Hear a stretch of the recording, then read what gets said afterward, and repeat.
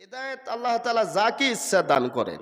তবে এখানে আমরা মানুষকে যখন হেদায়েতের পথে ডাকি, আল্লাহর দিকে ডাকি, যেই দায়িত্ব পালন করেছিলেন নবী আম্বিয়া এবং নবী রসুলগণ। কোন নবী রাসূল ইচ্ছা করলেই কোনো ব্যক্তিকে আল্লাহর পথে ডেকে এনে হেদায়েতের পথে এনে অবিচল রাখতে পারেন নাই। ইচ্ছা করে যে আমি অমুক ব্যক্তিকে হেদায়েত দিব, হেদায়েত হয়ে যাবে, এমনটা করতে পারেন নাই। এমনকি নবীজি নিজের চাচা আবু তালিবকেও হেদায়েত দিতে পারেন নাই। মূলত নবীর দায়িত্ব ছিল কোরআনের তাবলীগ করা, আর হেদায়েতের মালিক ছিল একমাত্র আল্লাহ। কোন আলেম ওলামা, কোন নবী রাসূলের হাতে কিন্তু হেদায়েত ছিল না। হেদায়েত কার হাতে ছিল? আল্লাহর হাতে। আর হেদায়েত আসবে মাধ্যম, সেটি হলো নবী রাসূলের দাওয়াত অথবা আলেম ওলামার দাওয়াতে তাবলীগের মাধ্যমে। এটা একটা মাধ্যম। তবে কোন আলেমের হাতে, কোন খতিব, কোন মুফাসসির, কোন নবী রাসূলের হাতেও হেদায়েত নেই। হেদায়েত রয়েছে একমাত্র আল্লাহর হাতে।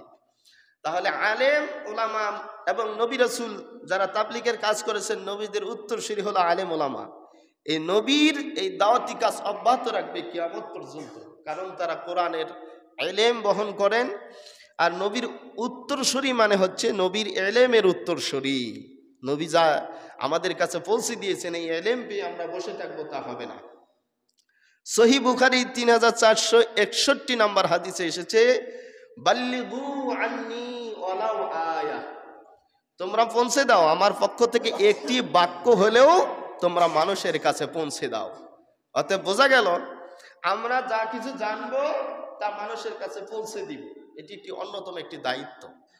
তবে দায়িত্ব পালন করতে গিয়ে খেয়াল করতে হবে, এই দায়িত্ব পালন করতে গিয়ে কোরআন দিয়ে এই দায়িত্ব পালন করতে হবে। কোরআন দিয়ে মানুষকে আল্লাহর দিকে ডাকতে হবে।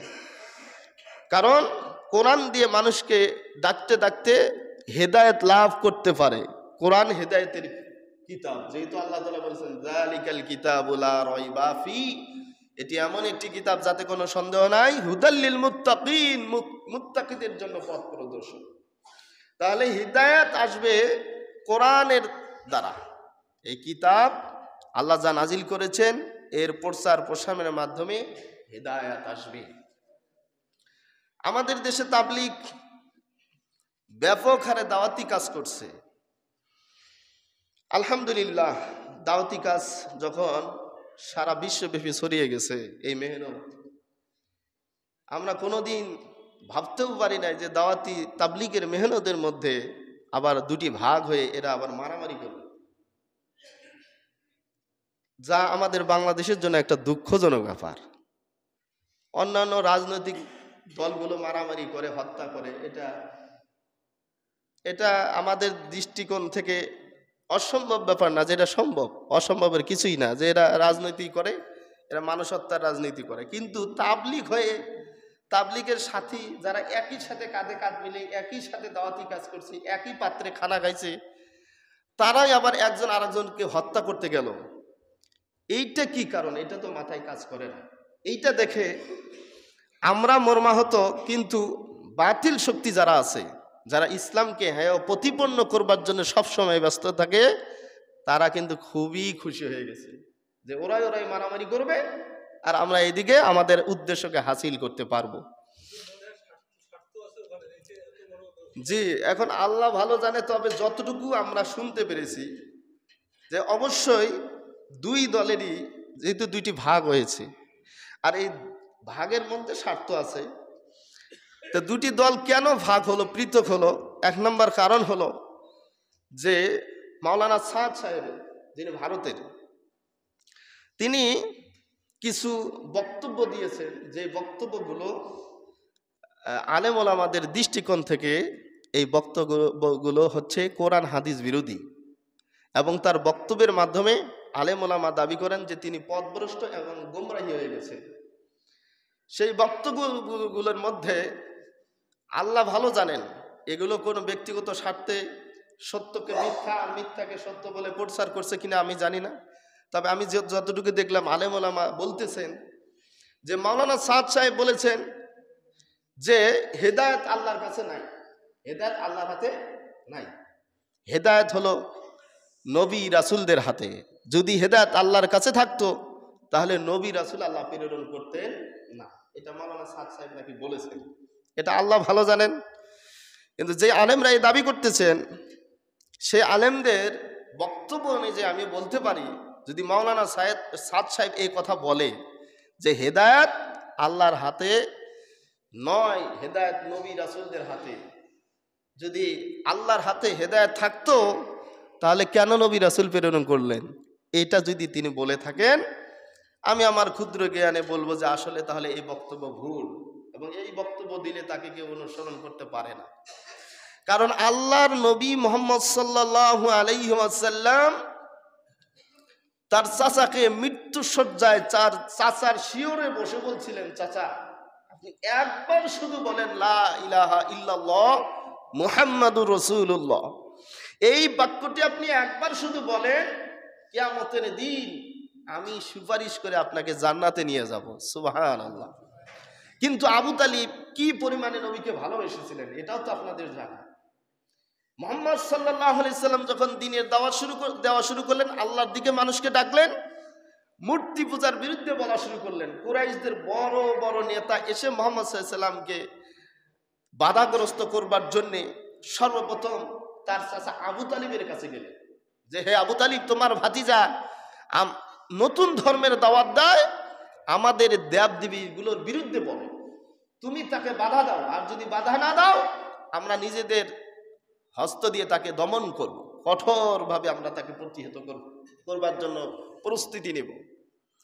একথা শুনে আবু তালিব ভাতিজা মোহাম্মদকে ডেকে আনলেন, ভাতিজা মোহাম্মদ, তুমি নাকি মূর্তিদের, ওই কুরাইশরা যে মূর্তি পূজা করে, এই মূর্তিদের বিরুদ্ধে তুমি নাকি বলো আর এক আল্লাহর দিকে আহ্বান করছো। মুহাম্মদ সাল্লাল্লাহু আলাইহি ওয়াসাল্লাম বললেন, জি চাচা, আল্লাহ আমাকে যা দায়িত্ব দিয়েছেন, ইয়া আইয়ুহার রাসূল, হে রাসূল, বাল্লিগ মা উনজিলা ইলাইকা মির রাব্বিক, তুমি পৌঁছাও, তুমি তাবলীগ করো যা নাজিল করা হয়েছে তোমার উপরে তোমার রবের পক্ষ থেকে, আর আমার রবের পক্ষ থেকে নাজিল করা হয়েছে পৃথিবীর কোনো মাবুদ নাই, এক সত্যিকারের মাবুদ, সত্যিকারের উপাস্য পাওয়ার একজন আছেন, তিনি হলেন আল্লাহ। সে আল্লাহর দিকে আমি ডাকছি, এটা আমি ডাকতেই থাকবো। আবু তালিব বললেন, ভাতিজা, তুমি যদি এই কাজটা বন্ধ না রাখো তাহলে কিন্তু কাফেররা তোমার উপরে আক্রমণ করে তোমাকে মেরে ফেলতে পারে, হত্যা করে ফেলতে পারে। একথা শুনবার পরে রাসূল সাল্লাল্লাহু আলাইহি সাল্লাম চোখের পানি ছেড়ে দিয়ে বললেন, চাচা গো, আজকের এই কঠিন মুহূর্তে আপনি যদি আমার পক্ষে নাও থাকেন, আমার ব্যাপারে যদি আপনি তাদের সামনে নাও দাঁড়ান, আমার উপরে যতই বিপদ আসুক না কেন, আমি আল্লাহর নাজিলকৃত কোরআনে তাবলীগ করব। এতে আমার কত বড় ক্ষতি হয় সেটা আমার আল্লাহ হেফাজতের দায়িত্ব নিয়েছেন। কারণ আল্লাহ বলেছেন, আল্লাহু ইয়াসিমুকা মিনান নাস। নবী গো, তাবলীগের কাজ করতে গিয়ে যারা শত্রু হবে, শত্রুরা তোমার ক্ষতি করার চেষ্টা করলে ওই শত্রু নামক মানুষগুলো থেকে আমি আল্লাহ নিজেই তোমাকে রক্ষা করব। বলেন সুবহানাল্লাহ। নবীজি কান্না করতেছেন আর এগুলো কথা বলতেছেন। আবু তালিব ভাতিজা মুহাম্মদের চোখের পানি দেখে নিজের চোখের পানি আটকাইতে পারে নাই, নিজেও চোখের পানি ছেড়ে দিয়ে বললেন, ভাতিজা মুহাম্মদ, তোমার এই তাবলীগের কাজ, তোমার এই দাওয়াতি কাজ তুমি করতে থাকো, আমি তোমাকে ভালোবাসি।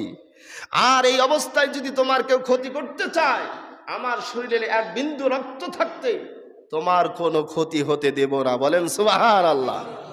আচ্ছা, এত বেশি ভালোবাসলেন ভাতিজাকে যে ভাতিজার ধর্ম প্রচারে, দাওয়াতি তাবলীগের কাজে বাধা দিলে তিনি রক্ত দিবেন, জীবন দিবেন, তবু ভাতিজার ক্ষতি হতে দিবেন না, মুহাম্মদের কোনো ক্ষতি হতে দিবেন না।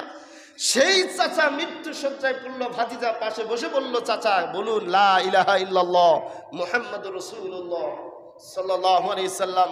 আবু তালিব তখন ডানে বামে দেখে কুরাইশ বড় বড় নেতা আবু জেহেল, উতবা, সাইবাদের দিকে তাকায় দেখতেছি, সর্বনাশ, এই মুহূর্তে যদি আমি কালেমা পড়ি তাহলে আমার বড় বড় লিডার যারা ছিল তারা বলবে আবু তালিব বড় নেতা হওয়ার পরেও অবশেষে মুহাম্মদ সাল্লাল্লাহু আলাইহি সাল্লামের কাছে কালেমা পড়ে মাথা নত করে মুসলমান হয়ে গেল। এই লজ্জায় রাখবো কোথায়? অতএব না ভাতিজা, তোমার এই কালেমা আমি পড়তে পারি না। বলেন নাউজুবিল্লাহ। জীবন দিয়ে ভালোবাসলেন, কিন্তু তিনি মৃত্যুর আগ মুহূর্তে এ জীবন সারা জীবন কি করছে শুধু একবার কালেমা পড়লেই সে মুসলিম হবে এবং সে জান্নাতি হবে, এরপরেও সে কালেমা পড়ে নাই। এর দ্বারা প্রমাণিত হয় রাসূলের হাতেও হেদায়েত নাই। হেদায়েত কার হাতে? আল্লাহর হাতে।